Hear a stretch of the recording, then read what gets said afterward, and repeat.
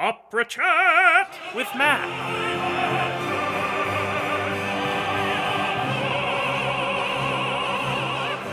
People pay money to hear this.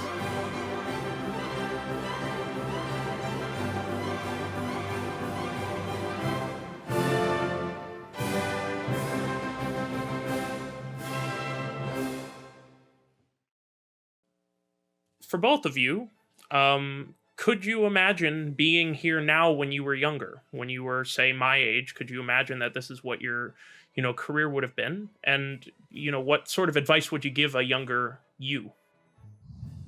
Well, I can tell you there's no way I knew I was going to be doing what I'm doing. Sure. In a very short nutshell, I did a lecture down here, thankfully before my father passed away. They have a Chautauqua here, very much like the one up in upstate New York, where Right. people gather for religious and artistic and Intellectual lectures. And they Right. asked me to do a lecture called what's the Artist Path, and I changed it to the Artist Path with Detours. Because every door that I tried to go to from elementary school on was shut, and it sent me in a different direction. Everything in my high school, in my college, wherever I started out, sometimes I did a complete turn and ended up in the right place. For instance, when I won the Met auditions, I didn't stay there. I went to San Francisco.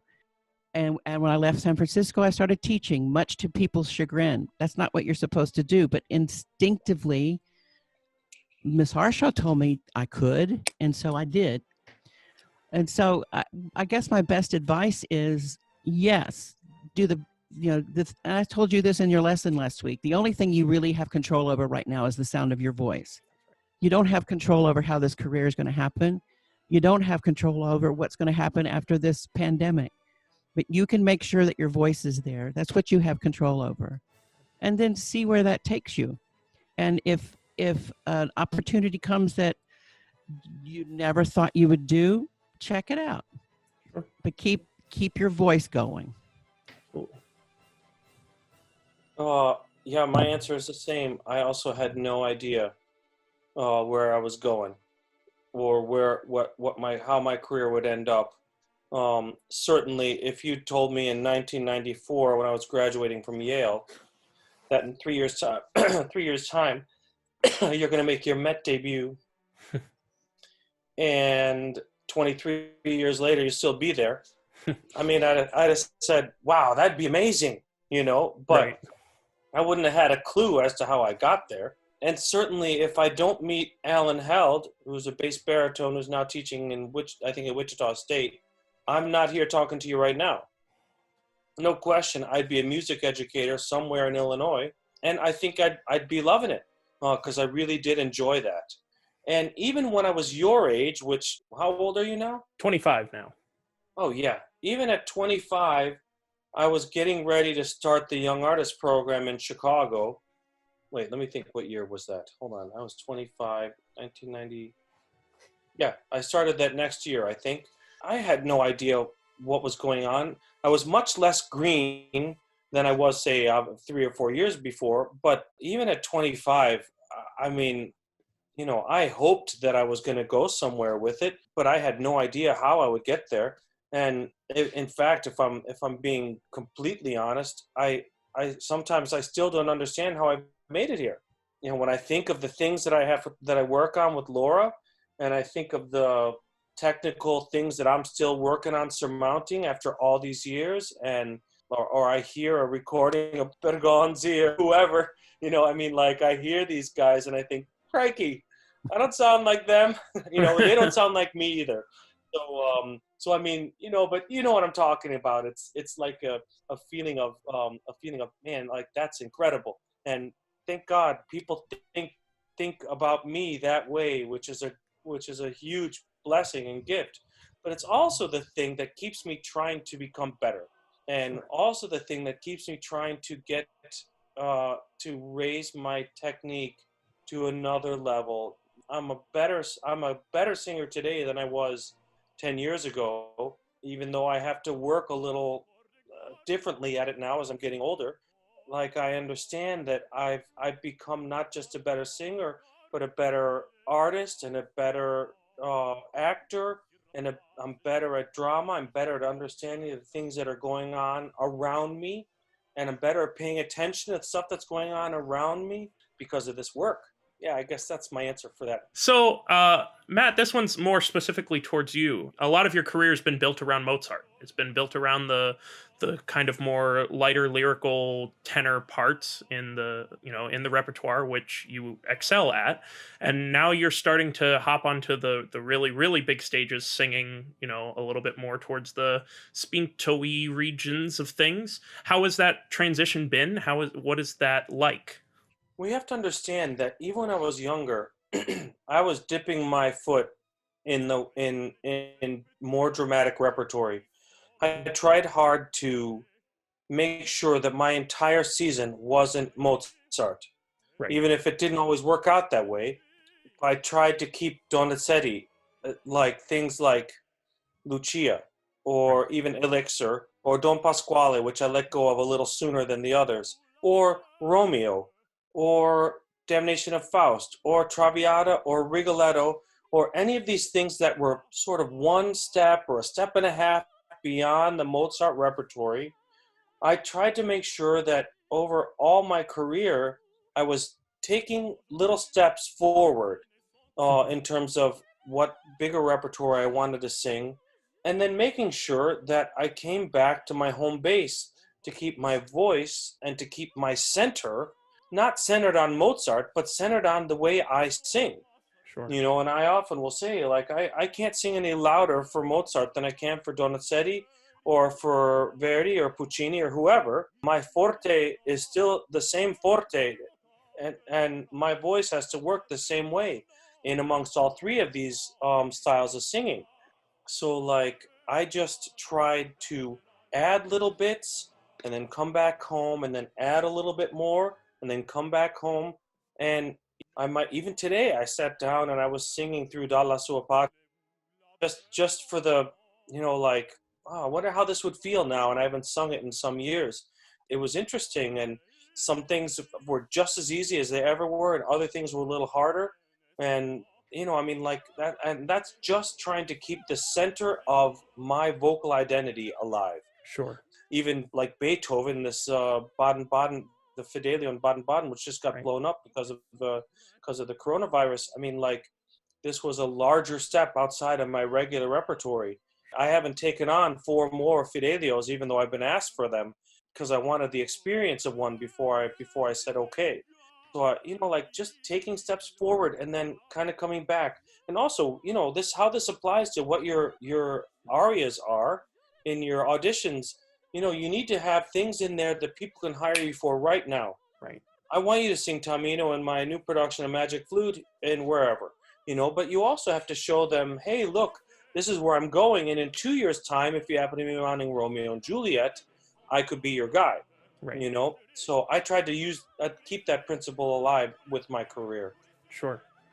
And I So, mentioned yep. also that along the way, Matthew's always had some kind of art song going too.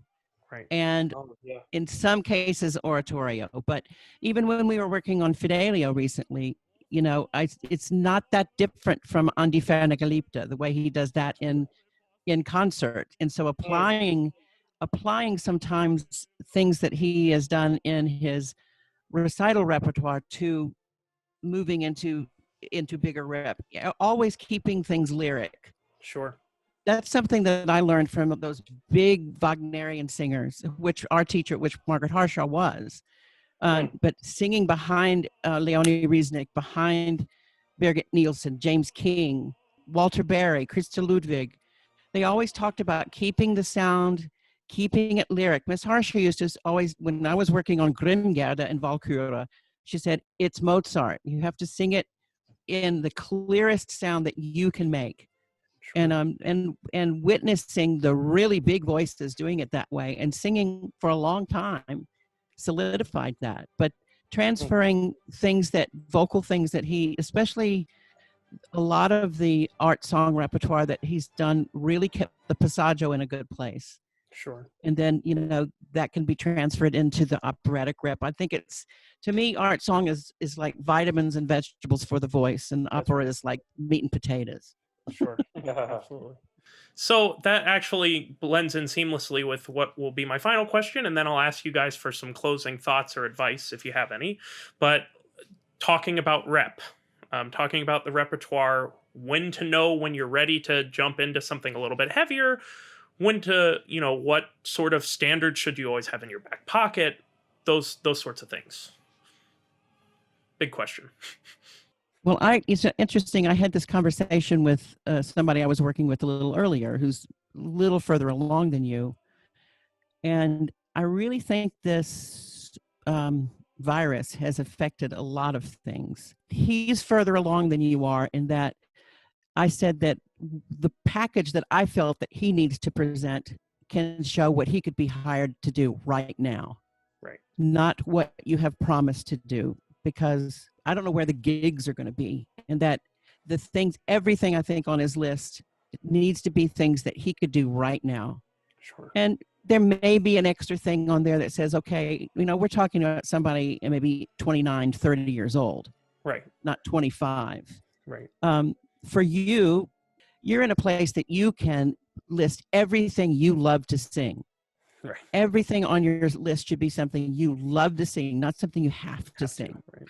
That shows the technical skill that you have, and shows how well your voice is going to project in a theater, how well the middle of your voice projects.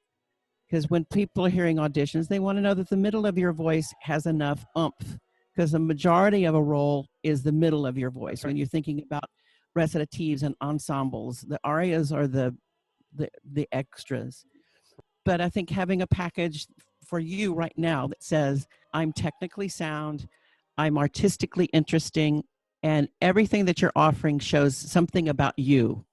That yes, they want to spend 12 weeks with you. They want you to come to Santa Fe. They want you to come to Maryland. They want you to come somewhere for 12 weeks and spend time with them. Sure. Then later on, as I've had the conversation with some young artists, you don't have to have the young artist sort of attitude. It doesn't have to have a French, Italian, a German, an English or Russian. Matthew's repertoire is mostly French and Italian. Sure. There's very little, you've not done hardly any American music in opera. So artistically, that's what he's known for. So beginning to find that path that is going to be your calling card. Sure. My feeling about knowing when you're ready to move to each next level kind of goes back to what I was talking about earlier, and having somebody's ears who you trust listening to you. What I mean by that is like Kirill Petrenko calls you up here's a perfect example actually, and says, I would like you to sing Fidelia with me. And my reaction was no.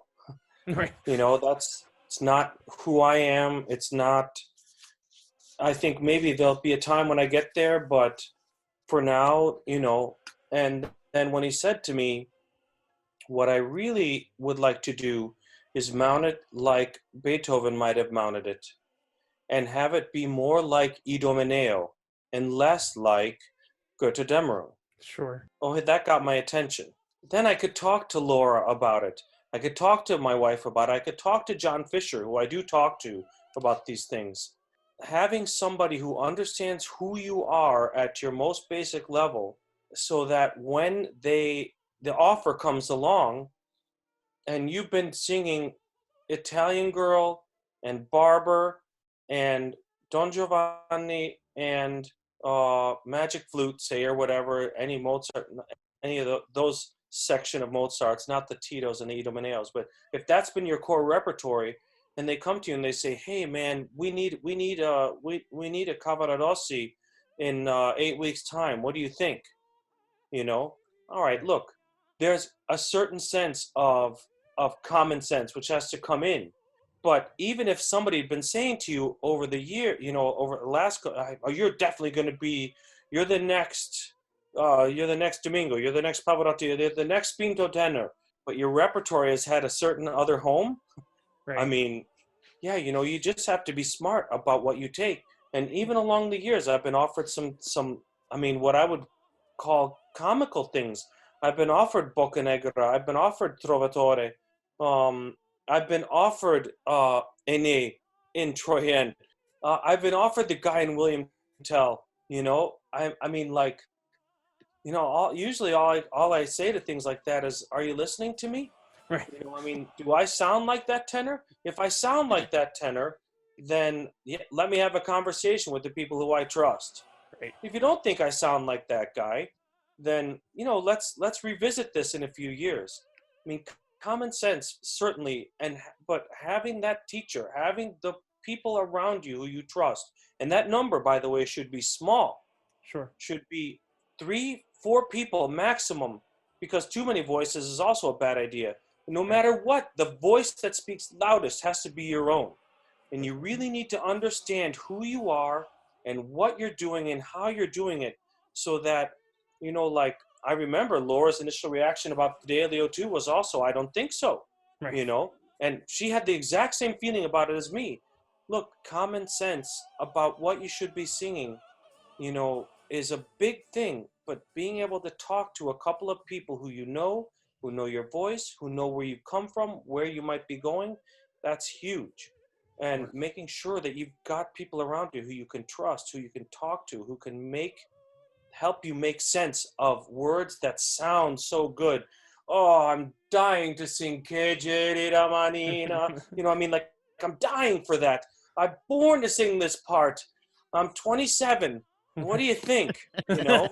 Uh, I mean, it's not to say that a 27-year-old can't do it. I'm not arguing that. Right. Just arguing about where you are with your voice in your career and the things you're doing and where you're going to be doing them.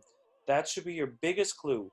And from there, you take the steps that are outside of your regular repertory and plan to make sure that you come back to yourself afterwards.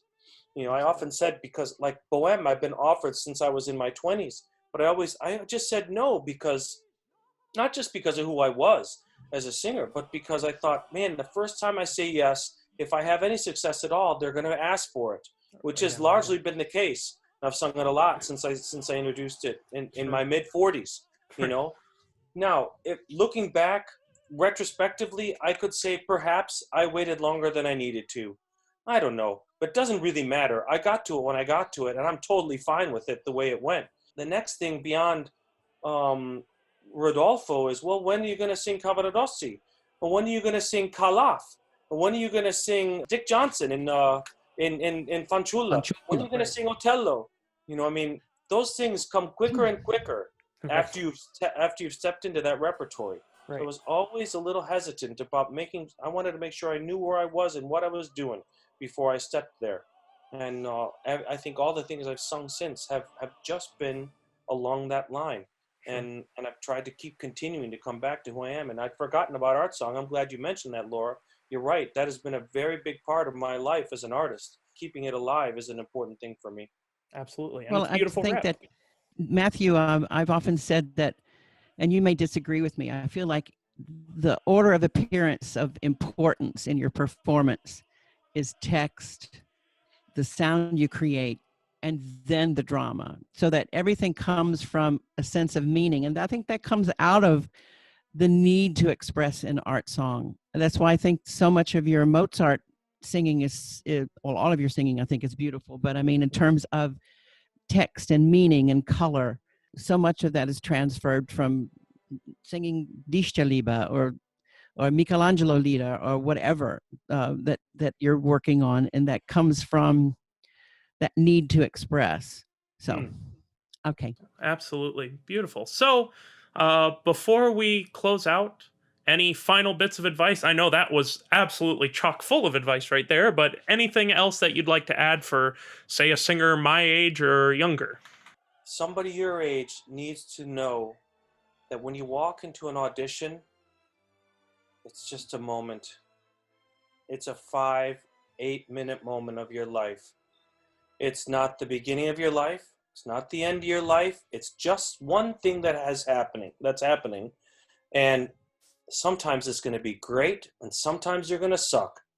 And there's not much you can do about that. You just have to hoe the road that you're on until you get to the other side of it. And remember that just because an audition doesn't go well doesn't mean you're going to get hired. And God knows I got hired when I when I thought I sang terribly. And I got told that they didn't need to ever hear me again when I thought I sang well. So let go of whatever notion you have about what they thought of you and just do the best you can do. Take a catalog in your brain as you're going along of the things that you know you want to fix. If you can, notice the things you did well. Right. And understand that whoever you're singing for, they want you to succeed. They need you to succeed. That's right. They're not waiting to tear you up. They're not waiting to write down every little thing that they hate. What they want is for you to be great. What they want is to say, oh, God, I heard this tenor today. I can't wait. We're going to engage him for Barber. We're going to engage him for Otello. We're going to engage him for whatever. They want you to be good. In the moment, they couldn't root for you any harder than your own parents. They want you to succeed. And the other side of that is to make sure that this isn't everything you're doing. Make sure that your life is full. If you want to describe love and loss to someone on the stage, wouldn't it be more interesting and wouldn't you be better at it if you'd lived a life that had felt some of those things? I mean, yeah, a lot of us can't appreciate watching our lover die or whatever, which that's a common theme in opera. So fine, you know. But if you've been in love and had your heart broken, well, you can certainly come closer to understanding what that character might be feeling.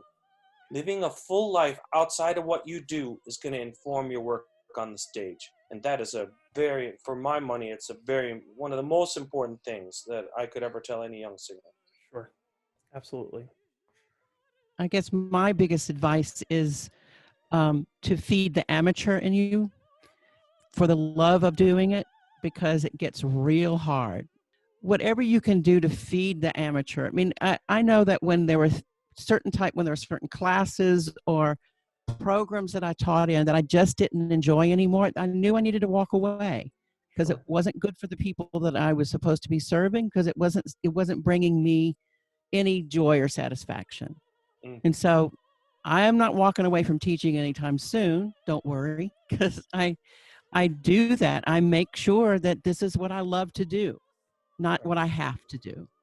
And I think it's an important way to make art and to hopefully keep this art form going. Absolutely. Absolutely.